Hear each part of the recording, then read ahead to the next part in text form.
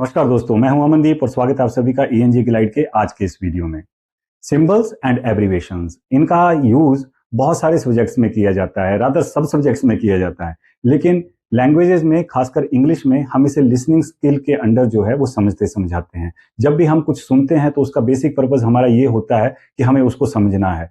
कुछ बातें हम समझ जाते हैं, कुछ नहीं समझते हैं, लेकिन कुछ बातें ऐसी होती हैं जो हमें याद रह सकती हैं और कुछ बातें ऐसी होती हैं जो हमें भूल सकती हैं। तो उसके लिए हमारे पास प्रोविजन है नोट मेकिंग का। नोट मेकिंग का मतलब जो भी आप सुन रहे हैं आप उसके नोट्स बनाते हैं। आप क्लास में लेक्चर सुनते हैं अपने टीचर का, या कोई भाषण सुनते हैं किसी नेता का, बल्कि रादर आप पढ़ते भी हैं, किसी न्यूज को पढ़ रहे हैं या कोई न्यूज सुन रहे हैं, या कोई डिबेट डिस्कशन या किसी सेमिनार में पार्टिसिपेट कर रहे हैं, कोई बोल रहा है, तो आपने उसके रेफरेंस में अगर कुछ बात करनी है फ्यूचर में या कुछ लिखना है, तो इन सारी चीजों के लिए आपको उस सारे कंटेंट के बारे में नॉलेज होना जरूरी है जो बोला गया है। तो उसको आप सारा तो लिख नहीं सकते सुनते सुनते, क्योंकि उसके लिए आपको बहुत स्पीड चाहिए। लेकिन इस नोट मेकिंग में इसीलिए सिंबल्स और एब्रीवेशंस बहुत काम आती हैं, क्योंकि वो हमारे नोट मेकिंग के काम को प्रिसाइज कर देती हैं, छोटा कर देती हैं और उसे फास्ट बना देती हैं। तो ये सिंबल्स और एब्रीवेशंस क्या होते हैं और कैसे नोट मेकिंग में इनका अलग अलग तरीके से इस्तेमाल किया जा सकता है, ये समझने के लिए चलिए शुरू करते हैं हम आज की ग्लाइडिंग।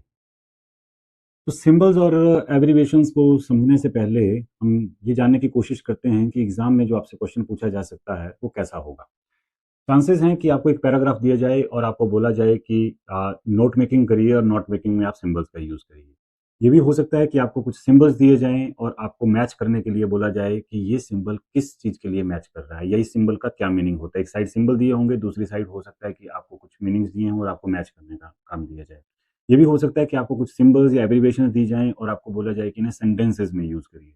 या हो सकता है कुछ सेंटेंसेस दिए जाएं और आपको बोला जाए कि इनमें से आप सिंबल्स या एब्रिविएशंस को बताइए कि कौन-कौन सी हैं और कैसे उनका यूज़ हुआ है। तो अगर आपको सिंबल्स और एब्रिविएशंस की अच्छे से समझ है, तो आप नोट मेकिंग में इनका इस्तेमाल कर सकते हैं और इस तरीके का क्वेश्चन अगर आपसे आपसे पूछे जाते हैं पेपर में, तो आप उन्हें आसानी से कर सकते हैं। इस वीडियो में हम समझेंगे सबसे पहले कि जो बेनिफिट्स हैं सिंबल्स और एब्रिविएशंस के वो क्या हैं। अलग-अलग सिंबल जो ईएपी बुक में दे रखे हैं आपके सिलेबस में, उनको समझने की कोशिश करेंगे एग्जाम्पल्स के थ्रू। एब्रिविएशंस को भी समझने की कोशिश करेंगे। एब्रिविएशंस का मतलब होता है कि ऐसे वर्ड जो लंबे होते हैं और उन्हें हम जब शॉर्ट फॉर्म में लिखते हैं, उन्हें हम एब्रिविएशंस कहते हैं। बहुत सारी एब्रिविएशंस होती हैं, लेकिन आपके सिलेबस के हिसाब से जितनी भी हैं, हम सिर्फ उन्हीं को समझेंगे। और लास्ट में एक पैराग्राफ को हम किस तरीके से अलग-अलग सिंबल्स का यूज़ करके, एब्रिविएशंस का यूज़ करके कैसे हम शॉर्ट में लिख सकते हैं, वो भी प्रैक्टिस करेंगे। तो सबसे पहले जानते हैं कि बेनिफिट्स क्या हैं। बहुत सारे बेनिफिट्स हैं। सबसे पहली बात तो ये है कि समय बचता है। अगर आप सिंबल्स और एब्रिविएशंस का यूज़ करते हैं, तो बहुत सारा समय आपका बचता है। फोकस आपका इंप्रूव होता है। कैसे? क्योंकि आपका ध्यान जो लिखने की तरफ होना चाहिए, सुनने की तरफ होना चाहिए, तो लिखने की तरफ जब चला जाता है, तो सुनने में आपको डिस्ट्रैक्शन हो सकती है। तो ऐसे में अगर आप सिंबल्स और एब्रिविएशंस का यूज़ कर रहे हैं, तो बहुत ज़्यादा चांसेस हैं कि आप लिसनिंग की तरफ फोकस कर पाओगे और आपका हाथ जो है वो सिंबल्स और एब्रिविएशंस के थ्रू जल्दी-जल्दी लिख पाएगा। मेक नोट्स शॉर्ट, इससे होता क्या है, जब आप सिंबल्स और एब्रिविएशंस यूज कर रहे हैं, तो ऑब्वियस सी बात है कि आपके जो नोट्स हैं वो छोटे हो जाएंगे और वो छोटे होने की वजह से उनको रिवाइज करना भी बहुत आसान हो जाएगा। क्विक रिवीजन में भी ये चीजें हमें मदद करती हैं। रिलेशनशिप्स बिटवीन आइडियाज, ये जो सिंबल्स और एब्रिविएशंस होते हैं, ये दो या दो से ज्यादा चीजों के बीच में रिलेशनशिप्स बताते हैं। इनमें से बहुत सारे सिंबल्स ऐसे होते हैं जो दो या दो से ज्यादा चीजों के बीच में रिलेशनशिप्स बताते हैं। ये हम आगे करेंगे। डेवलप पर्सनल सिस्टम, यहाँ ये भी एक खास बात है कि बहुत सारी एब्रिविएशंस ऐसी होती हैं जो कि यूनिवर्सल होती हैं या कॉमन होती है। हालांकि आपके सिलेबस में जो सिंबल्स और एब्रिविएशंस हैं वो सिर्फ कॉमन सिंबल्स और कॉमन एब्रिविएशंस की बात करी गई है, लेकिन इन्हें पर्सनल लेवल पर भी डेवलप किया जाता है अलग अलग लोगों के द्वारा। जब हम शॉर्ट हैंड यूज करते हैं या जब हम स्टेनोग्राफी का कोर्स करते हैं, तो जिसमें अलग स्क्रिप्ट्स रहती हैं, तो उसमें अलग सिंबल्स भी डेवलप कर लिए जाते हैं जिन्हें सिर्फ वही पढ़ सकते हैं जिन्होंने लिखा है। लेकिन हम, क्योंकि यहाँ पर सिलेबस का के हिसाब से यहाँ वीडियो में बात करेंगे, तो यहाँ हम कॉमन सिंबल्स और एब्रिविएशंस की बात करेंगे। तो सबसे पहले जानते हैं कुछ कॉमन सिंबल्स जो कि आपके सिलेबस में है, इससे आप फेमिलियर होंगे एकदम से। इसे एंड कहते हैं और कुछ इस तरीके से ये 8 का जो सिंबल है, 8 का जो सिंबल है, उससे मिलता जुलता है। तो जब कहीं एंड वर्ड आता है तो उसे हम शॉर्ट करके, देखिए एंड लिखने में आपको टाइम लग जाता है, इस तरीके से आप एंड लिखेंगे, लेकिन एंड लिखने में, इस तरीके से एंड लिखने में आपको बिल्कुल समय जो है वो नहीं लगेगा। Ram and Shyam are friends, तो राम, ये वाला एंड सिंबल आ जाएगा। इसी तरीके से research and development are important, तो research and development, and symbol आप यहाँ इस तरीके से यूज कर सकते हैं। इसके बाद दूसरा सिंबल है एट द रेट ऑफ। ये भी सिंबल आपने कई बार देखा होगा। जनरली हम इसे एट द रेट ऑफ पढ़ते हैं, लेकिन इसे हम एट कहते हैं, ए लिख के हम उसे एक सेमी सर्कल में डाल देते हैं।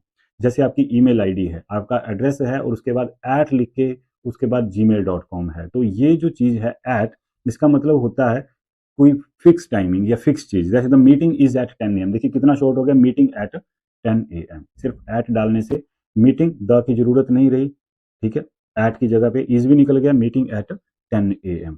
इसी तरीके से she is at home today, she at home today. तो ये जो एट का मतलब किसी जगह पर होने के लिए भी है और एड्रेस के लिए भी है, और इसका मतलब एट द रेट ऑफ भी है। मैथमेटिक्स में या काफ़ी सारे सब्जेक्ट्स में इसे हम एट द रेट ऑफ के नाम से भी जानते हैं। नेक्स्ट है लीड्स टू और रिजल्ट सीन। ये एक ऐसा सिंबल है जिसमें एक एरो है जो कि राइट साइड को है।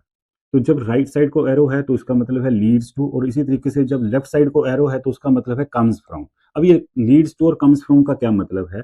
जब कोई आपकी एक चीज दूसरी चीज में कन्वर्ट हो रही है या उसका रिजल्ट दूसरी चीज में नेक्स्ट वाली में आ रहा है तो हम एरो लगाएंगे। जैसे hard work leads to success, तो हार्ड वर्क और ये वाला साइन और सक्सेस, तो हार्ड वर्क से क्या होता है? सक्सेस होती है। इसी तरीके से हीट कॉजेज एक्सपेंशन, तो हीट से क्या होता है? एक्सपेंशन होती है, तो ये वाला साइन सिंबल यूज करेंगे हम। और हीट, इसका मतलब है कि हीट से एक्सपेंशन निकलती है। जब पहली चीज दूसरी चीज की तरफ ले जाती है तो हम ये वाला एरो यूज करते हैं, राइट साइड वाला। लेकिन जब दूसरी चीज पहली चीज से निकलती है, जैसे मिल्क कम्स फ्रॉम काउस, तो मिल्क कहां से आ रहा है? काउस से आ रहा है, तो ये लेफ्ट साइड वाला सिंबल यूज होता है। मिल्क कम्स फ्रॉम काउस, तो मिल्क कहां से आ रहा है? काउस से आ रहा है। ऐसे ही the word dictionary comes from Greek, तो sorry the word biology comes from Greek, तो बायोलॉजी वर्ड कहां से आ रहा है? ग्रीक से आ रहा है, ग्रीक लैंग्वेज से आ रहा है। तो ये बैक एरो जो है वो यूज किया जाता है। कहने का मतलब है कि जब पहली चीज दूसरी चीज की तरफ ले जाती है तो राइट साइड वाला एरो यूज होता है, और जब पहली चीज दूसरी चीज से निकलती है उसका जो कॉज है वो आगे दे रखा है, तो फिर हम उसे बैक एरो के लिए वाला सिंबल जो है वो यूज करते हैं। तो नेक्स्ट सिंबल है एरो जो कि ऊपर की तरफ जा रहा है। अब देखिए ये इंक्रीज के लिए यूज होता है। जब किसी चीज में हमें इंक्रीज नजर आता है, कोई चीज बढ़ती हुई नजर आती है, तो हम ये वाला सिंबल यूज करते हैं। The price of petrol and increase, so यहाँ क्या लिखा? Petrol price increase. इंक्रीज के लिए हमने इतना सब कुछ काट दिया, बाकी सिर्फ ये वाला एरो जो है ऊपर की तरफ बढ़ता हुआ एरो हम यूज कर रहे हैं। इसी तरीके से पॉपुलेशन इज इंक्रीजिंग रैपिडली, तो पॉपुलेशन और ये वाला सिंबल और रैपिडली, तो ये इज इंक्रीजिंग लिखने से हम यहाँ शॉर्ट करके उसे लंबा लिखने से बच जाते हैं। जब यही एरो नीचे की तरफ है तो ऑब्वियस बात है कि उसमें वो डिक्रीज के लिए यूज हो रहा है, कम होने के लिए यूज हो रहा है। The temperature decrease at night, temperature down arrow लगाएंगे एट नाइट, ये अपवर्ड एरो है, ये डाउनवर्ड एरो है। The temperature decrease at night के लिए temperature down arrow at night. अब एट की जगह पे आप ऐसे ऐसे भी कर सकते हैं। ये सब सिंबल्स को इकट्ठा करके कैसे हम यूज कर सकते हैं वो लास्ट में करेंगे। सेल्स डिक्रीज्ड दिस ईयर, तो सेल्स डिक्रीज्ड का साइन वही आ गया डाउन एरो और दिस ईयर। ऐसे ही नेक्स्ट सिंबल जो है वो इक्वल टू का है, इसे आप इक्वल्स भी कह सकते हैं, इक्वल टू भी कह सकते हैं। जब दो चीजें लगभग बराबर जैसी होती हैं या एक का मतलब दूसरा होता है तो हम इस साइन को यूज करते हैं। जैसे 2+2=4, तो हम इसके लिए इक्वल टू साइन कर यूज कर रहे हैं। इसी तरीके से democracy means rule by the people, तो डेमोक्रेसी का मतलब ही क्या है? रूल बाय द पीपल, तो आप लिख सकते हैं democracy is equal to rule by the people. तो इसका मतलब है मीनिंग निकल रहा है। जब दो दो चीजें सिमिलर हैं, एक जैसी हैं और एक का मतलब दूसरा है, तो वहां पे इक्वल टू का साइन होगा। इसी तरीके से जो चीजें इक्वल नहीं है, ये देखो हर चीज के बारे में कंपैरिजन नहीं किया होता है, लेकिन ज्यादातर केस में जब कंपैरिजन किया है तो वो तो इक्वल होगी या इक्वल नहीं होगी। अगर वो इक्वल नहीं है तो उसके लिए ये वाला साइन यूज होता है, इक्वल का साइन लगा के उसमें हम एक स्लैंटिंग लाइन लगा देते हैं। 5 इज नॉट इक्वल टू 6, तो इस तरीके से साइन लगा देंगे। ऐसे ही थियरी इज नॉट प्रैक्टिस, इसका मतलब है कि थियरी और प्रैक्टिस सेम नहीं है, इक्वल नहीं है, तो theory is not equal to practice, तो फिर नॉट इक्वल टू का साइन लगा सकते हैं। इससे चीजें जल्दी हो जाएंगी। वर्सेस जब अगेंस्ट के रूप में आ रहा है तब हम इसे एक सिंबल के रूप में देख रहे हैं, हालांकि ये एक एब्रीवेशन है VERSUS की, वो हम आगे करेंगे एब्रीवेशन में। जैसे इंडिया प्लेड अगेंस्ट ऑस्ट्रेलिया, तो इंडिया वर्सेस ऑस्ट्रेलिया, तो VS, सिंपल VS एक एब्रीवेशन के रूप में यूज हुआ है, और आप इसे एक सिंबल भी कह सकते हैं यहाँ पे। तो online learning compare to offline learning, so online learning versus offline learning, तो वर्सेस लगाने से कंपेयर टू वाली बात या अगेंस्ट वाली बात जो है उसे हम छोटा करके लिख पा रहे हैं। ऐसे ही प्लस या माइनस का साइन है, जब कोई चीज़ किसी एडिशन में होती है या जब कोई चीज़ किसी के सब्ट्रैक्शन में होती है, कम होती जाती है तो माइनस का साइन यूज़ करेंगे, बढ़ रही है तो प्लस का साइन यूज़ करेंगे, जैसे 2 + 3 = 5। ऐसे ही hard work in addition to smart work brings success. So hard work in addition to smart work means hard work और स्मार्ट वर्क दोनों मिलकर, मतलब आप प्लस साइन लगा सकते हैं, hard work plus smart work, है ना। उसके बाद है ब्रिंग्स सक्सेस, तो ब्रिंग्स के लिए हमने वही राइट साइड वाला एरो यूज किया, hard work plus smart work implies, या ये साइन एरो वाला साइन सक्सेस। आप इंप्लाई साइन भी लगा सकते हैं, इंप्लाई साइन आगे पढ़ेंगे। ये नंबर के लिए हैश यूज होता है, हैश आपने बहुत बार यूज किया होगा, दो स्लीपिंग लाइन के बीच में दो स्लैंटिंग लाइन आप क्रॉस करते हैं, ये नंबर के लिए यूज होता है। हालांकि ये हैश टैग के लिए भी यूज होता है सोशल मीडिया के ऊपर, जब आप इसको टैग करना चाहते हैं तो उसके लिए आप इस सिंबल का यूज करते हैं, लेकिन वो उसका एक टेक्निकल यूज है। अदरवाइज इसे हम कॉमन सिंबल्स के रूप में देखा जाए तो इसे नंबर के लिए यूज करते हैं। This is question number 5, so question number 5 इतने से आपका काम चल जाता है। He lives in house number 10, he, है ना, हिज हाउस नंबर 10, आप यहाँ से नंबर 10 देख सकते हैं।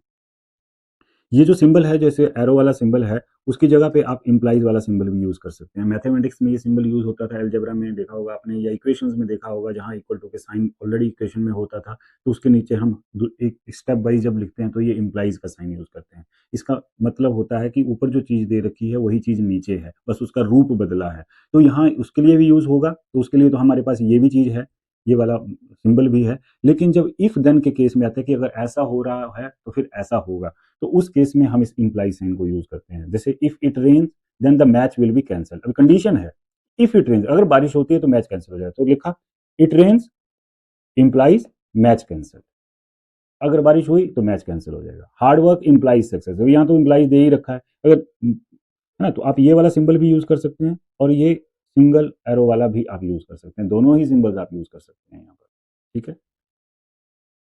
सो इन सिंबल्स के बाद जो सिलेबस में है वो है एब्रीवेशंस। एब्रीवेशंस जैसा कि मैंने पहले बताया, एब्रीवेशंस का मतलब होता है कि जब किसी चीज़ को छोटा करके लिखा जाए, और एब्रीवेशंस के लिए भी खुद एक एब्रीवेशन है, ABB करके हम लिखते हैं। जो कॉमन एब्रीवेशंस हैं और आपके सिलेबस में दे रखी हैं वो कोई ज़्यादा मुश्किल नहीं है, एटसेट्रा। इस टर्म के साथ तो सारे फेमिलियर होंगे, बहुत बार इंग्लिश में आपने इस टर्म को देखा होगा, ETC लिखते हैं और लास्ट में डॉट लगा देते हैं। इसकी जो पूरी स्पेलिंग है वो है ETCETERA, एटसेट्रा। ये एटसेट्रा का ही छोटा रूप है जिसे हम ETC करके जानते हैं। बहुत कम स्टूडेंट्स को इसका पूरी जो स्पेलिंग है उसके बारे में पता होता है, सब यही सोचते हैं कि ये ETC है। नो, ये ETC को एटसेट्रा पढ़ने के पीछे इसकी जो पूरी स्पेलिंग है वो मेन रीजन है। एग्जाम्पल है, जब बहुत सारी चीजें होती हैं और हम सबको नहीं लिखते, उसकी जगह पे सिर्फ एक एक वर्ड यूज कर देते हैं, एटसेट्रा। जैसे we bought pens, pencils, notebooks and other things, तो अदर थिंग्स की जगह पे हमने एटसेट्रा वर्ड यूज कर दिया। We bought pens, pencils, text, notebooks, etcetera. जब बहुत सारी चीजों को हमने समराइज करना होता है, एक छोटा वर्ड उसके लिए यूज करना है, तो वो एटसेट्रा करते हैं। The shop sells fruits, vegetables, snacks and many more things, तो उसके लिए हमने एटसेट्रा वर्ड यूज करते हैं। बहुत सारी चीज़ों के लिए जब हम नहीं लिख पाते, वगैरह वगैरह जिसे हम हिंदी में कहते हैं, है ना, एक दो तीन चार चीज़ें साथ में कहेंगे वगैरह वगैरह, तो वो वगैरह वगैरह के लिए हम एटसेट्रा वर्ड यूज़ करते हैं। इसके बाद है इन्फॉर्मेशन के लिए इन्फो यूज़ करना, ये भी रोज़मर्रा की लाइफ में नोट मेकिंग के लिए छोड़िए, स्पीकिंग में इसका यूज़ किया जाता है। इन्फो वर्ड यूज़ हम जनरली कर देते हैं, I need more information about the course, तो बहुत बार हम ये कहते हैं I need more info about the course, है ना। इन्फो, इन्फॉर्मेशन के लिए इन्फो यू वर्ड को यूज़ करना, ये वैसे भी पॉपुलर कल्चर में आजकल बहुत ज़्यादा यूज़ किया जा रहा है, तो मुझे नहीं लगता कि इस वर्ड के साथ आपको कोई दिक्कत होनी चाहिए। The teacher gave some information, the teacher gave some info, right. इसी तरीके से नेक्स्ट अगर देखें तो इंपॉर्टेंट, इंपॉर्टेंट के लिए IMP को यूज़ करना, ठीक है। तो IMP ये भी हम बहुत ज़्यादा यूज़ करते हैं, बहुत बार आप अपनी बुक में लिखते हैं किसी क्वेश्चन के आगे IMP, तो उसका मतलब होता है कि वो क्वेश्चन जो है वो इंपॉर्टेंट है। जैसे this is an important question, तो this is an important question, so आप इसको ऐसे भी लिख सकते हैं, this is equal to IMP question. Question को भी आप QUES लिख सकते हैं शॉर्ट में, राइट। जैसे health is important for success, health is imp for success, तो यहाँ पे इम्प का मतलब कुछ और भी होता है, वहां नहीं चले जाना है। हेल्थ इज IMP, यहाँ पे इंपॉर्टेंट के लिए यूज हुआ है फॉर सक्सेस। इसी तरीके से डिफरेंट के लिए डिफ वर्ड को यूज करना, शॉर्ट है, कोई ज्यादा मुश्किल नहीं है। They have different opinions, they have DIFF opinions. There are different types of networks, and different के लिए हमने DIFF का यूज कर दिया। ये कोई ज्यादा मुश्किल नहीं है एब्रीवेशन, मुझे नहीं लगता कि इसमें आपको कोई दिक्कत आएगी। अप्रॉक्सीमेटली के लिए अप्रॉक्स यूज करना, ये भी हमारी रोजमर्रा की लाइफ में नोट मेकिंग को छोड़िए, आपके कॉमन स्पीकिंग में भी हम इसे यूज करते हैं। अप्रॉक्सीमेटली बोलने के बजाय हम अप्रॉक्स बोल देते हैं, जैसे कि the distance is approximately 5 kilometre, it's approx 5 kilometre. Distance is भी काट सकते हैं, distance is equal to approx 5 kilometre, right. तो इस तरीके से आप शॉर्ट में यहाँ पर नोट्स जो है वो बना सकते हैं। There are approximately 50 students in class, approx 50 students in class. Approximately की जगह आप अप्रॉक्स यूज करेंगे और जो अननेसेसरी वर्ड्स हैं उन्हें वहां से निकाल देंगे। मिनिमम और मैक्सिमम के लिए हम मैक्स और मिन या मैक्स को हम यूज करते हैं। ये भी हम लाइफ में, कॉमन लाइफ में, डेली लाइफ में हम इसे यूज करते हैं। द मैक्सिमम मार्क्स आर 100, तो हम कह देते हैं max marks is equal to 100। Max mark है ना, आर के लिए हमने इक्वल टू साइन यूज कर ली। जैसे जैसे हम एब्रीवेशन सीखते जाएंगे, सिंबल सीखते जाएंगे, हम इन्हें कलेक्टिवली भी यूज कर सकते हैं। The minimum age is 18 years, तो min age is equal to 18 years, min age is equal to 18 years. ऐसे ही नेक्स्ट है एडवांटेजेस और डिसएडवांटेजेस, या एडवांटेज और डिसएडवांटेज के लिए हम एब्रीवेशन यूज करते हैं एडीवी एंड डिस एडीवी। ये भी ज़्यादा मुश्किल नहीं है, वर्ड के बीच में से ही निकला है। Online learning has many advantages and disadvantages, तो online learning has many advantages and disadvantages, तो एडवांटेजेस और डिसएडवांटेजेस की जगह आपने एब्रीवेशन यूज कर दी। इसी तरीके से one advantage is flexibility and one disadvantage is distraction. So यहाँ लिख सकते हैं one advantage is equal to flexibility and one disadvantage is equal to distraction. अगर आप इक्वल टू साइन लगाना चाहते हैं तो वो भी लगा सकते हैं, और लिखना चाहें तो ऐसे लिख भी सकते हैं, लेकिन एडवांटेज और डिसएडवांटेज को आप शॉर्ट करके लिख सकते हैं। वर्सेज वाला जो पार्ट है, बिटवीन या अगेंस्ट वाला पार्ट हम ऑलरेडी कर चुके हैं सिंबल्स में, आप ये सिंबल्स में भी रख सकते हैं, एब्रीवेशन में भी रख सकते हैं।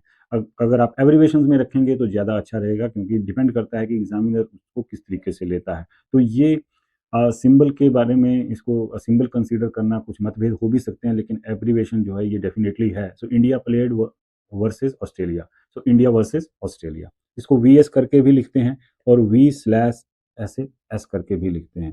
So there is a debate between science and religion, so debate, ठीक है, between science and religion, science versus religion, इस तरीके से भी लिख सकते हैं।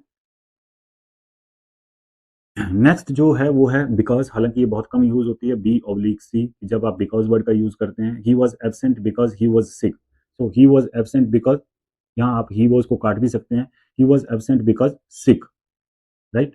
तो बिकॉज के लिए आप B/C का यूज करते हैं। The match was cancelled because it rain, the match was काट देंगे, the match cancelled because rain, आप इट रेन के बजाय रेन भी लिख सकते हैं। The match cancelled B/C rain. ऐसे ही विद और विदाउट, हालांकि ये भी कम यूज होती हैं, लेकिन आपको पता होना चाहिए क्योंकि आपकी ईएपी वाली बुक में दे रखी हैं। तो T with sugar test sweet, तो टी विद के लिए या टी प्लस शुगर भी आप लिख सकते हैं, जैसे भी आप करना चाहें आप अलग अलग तरीके से इसे कर सकते हैं। लेकिन विद दे रखा है या विदाउट दे रखा है तो अच्छा है कि आप ये वाले सिंबल ही यूज करिए, डब्ल्यू के साथ स्लैश लगा के विदाउट, ओ लिख के विदाउट के लिए, और डब्ल्यू के साथ सिंपल स्लैश लगा के विद के लिए। The left, sorry, he left without saying goodbye, so he left without saying goodbye, आप इस तरीके से इसको लिख सकते हैं।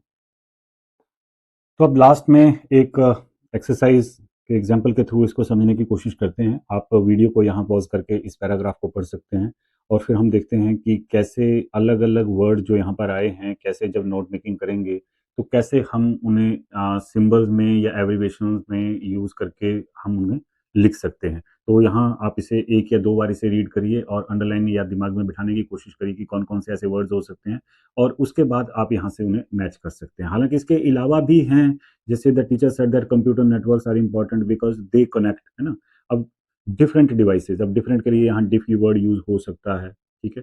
तो ये जो वर्ड्स हैं, नंबर है, एट है, आर है, इन्हें हम, ये जो पैराग्राफ है, इसे जब हम नोट्स में लिखेंगे तो नोट्स में लिखने का फ़ायदा ये है कि ये जितने नोट्स लिखे हैं, इन नोट्स को अगर हम फिर से सेंटेंस स्ट्रक्चर में डालते हैं तो फिर से वही पैराग्राफ बन जाएगा। अगर आपने पैराग्राफ को ध्यान से पढ़ा है तो आप देख सकते हैं लेक्चर नंबर 5 एट 10 AM, तो उसमें क्या बताया गया, networks are important because they connect different devices and share information. So different types of these devices are, for example, LAN and WAN, etc. and data comes from server and leads to increase in clients. So data comes from server and leads to increase in clients. A proper setup, right? A proper setup increases speed, and without setup, the speed decreases. See, proper setup leads to is increase in speed, and without a proper setup, there is a decrease in speed. So similarly, online versus offline learning, and both online learning and offline learning, they have advantages as well as disadvantages. Therefore, proper use of, है ना, maxim proper use can lead to maximum benefits. और therefore के लिए ये वाला symbol use होता है, because के लिए ये वाला सिंबल यूज होता है। हालांकि ये आपके सिलेबस में यहाँ दे नहीं रखे हैं, लेकिन मैथमेटिक्स में आपने ये चीजें पढ़ी होंगी। देयरफॉर एक डॉट ऊपर और दो डॉट्स उसके नीचे साइड्स में। ऐसे ही बिकॉज के लिए दो डॉट्स ऊपर स्ट्रेट एक लाइन में और एक डॉट उनके सेंटर में नीचे, इसे बिकॉज के लिए यूज करते हैं। मैथमेटिकल सिंबल्स हैं। तो इस तरीके से आप एक्सरसाइज कर सकते हैं। एक पैराग्राफ लेंगे, कोई भी पैराग्राफ उठाइए, उनके नोट्स लिखिए, और नोट्स लिखने के बाद उन्हीं नोट से नेक्स्ट डे उन्हीं नोट से वो पैराग्राफ में उनको दोबारा से सेंटेंस स्ट्रक्चर में ढालने की कोशिश करिए। हो सकता है कि आपसे पेपर में इस तरीके के सिंबल्स का यूज करके आपको कुछ बुलेट पॉइंट्स या कुछ नोट्स दिए जाएं और आपको बोला जाए कि इनसे आपने एक टेक्स्ट के रूप में या सेंटेंस स्ट्रक्चर में या पैराग्राफ में इन्हें कन्वर्ट करिए। तो उन सब की समझ सिंबल्स की और एब्रिविएशंस की आपको होनी चाहिए। हमारे टेलीग्राम चैनल के थ्रू ऐसी बहुत सारी एक्सरसाइज आपको मिल जाएगी। आप टेलीग्राम चैनल का लिंक आपको नीचे डिस्क्रिप्शन में मिल जाएगा, वहां से आप पीडीएफ फाइल को एक्सेस कर सकते हैं। वहां बहुत सारी एक्सरसाइज अवेलेबल है और वही एक्सरसाइज जो है वो सॉल्व भी है। तो आप खुद अपने तरफ से नोट्स बनाकर एब्रिविएशंस का यूज करके, सिंबल्स का यूज करके अपनी कॉपी में, नोटबुक में आप उसे लिख सकते हैं और वहां आंसर्स के साथ उसे मैच करके चेक कर सकते हैं कि वो सही है या गलत है। एब्रिविएशंस और सिंबल्स के बारे में इतना ही, आई थिंक कि ये आपके सिलेबस के हिसाब से सफिशिएंट होना चाहिए। जैसा मर्जी क्वेश्चन आपसे पेपर में पूछा जाए, आप इस नॉलेज के बेस पर उन सारे क्वेश्चंस को अटेम्प्ट कर सकते हैं। मिलते हैं नेक्स्ट वीडियो में, तब तक के लिए थैंक यू वेरी मच।